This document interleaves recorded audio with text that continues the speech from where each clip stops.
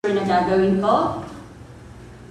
Lord, open my ears, to hear your word. Lord, open my heart, to receive your truth.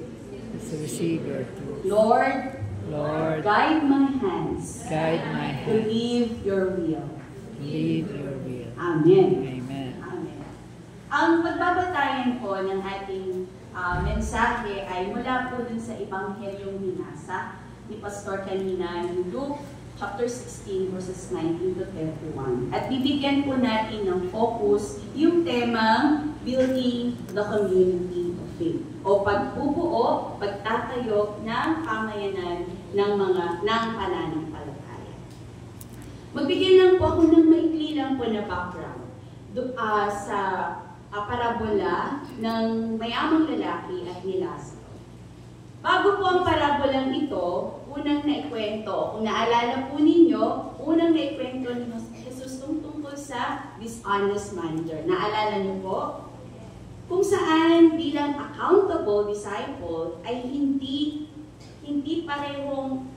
mo mapagsasabay na paglingkuran ang Diyos at ang pera. Historically and socially, Lazaro means God helps. Siya po yung tanging karakter sa mga parabola ni Jesus na may pangalan. Aware po tayo doon? Balikan po natin yung mga popular parables. The Good Samaritan, walang pangalan, di ba po? Ang babae sa balon, wala. Ano ba? The Prodigal Son, walang mga pangalan. That means, nagpapakita po ng halaga siya sa Diyos. Bagamat wala siyang halaga sa lipunan. Samantalang ang mayamang lalaki, wala siyang pangalan.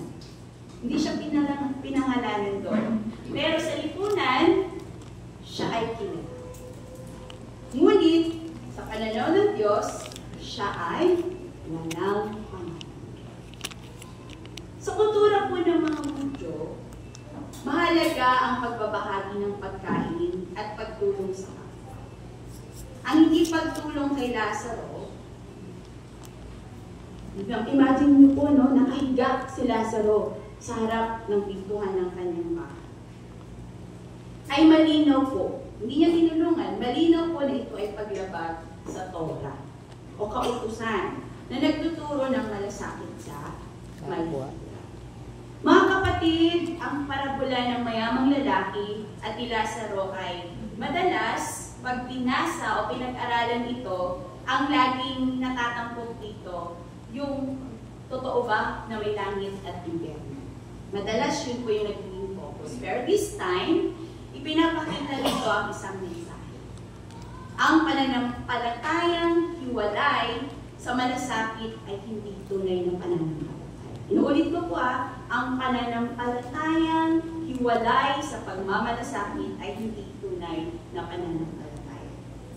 Ngayong CE-month, naalala natin ng edukasyong Kristiyano ay hindi lamang usapin ng pagtipon ng kaalaman, ng pag-alam kung anong tama at mali, kundi aangat tayo.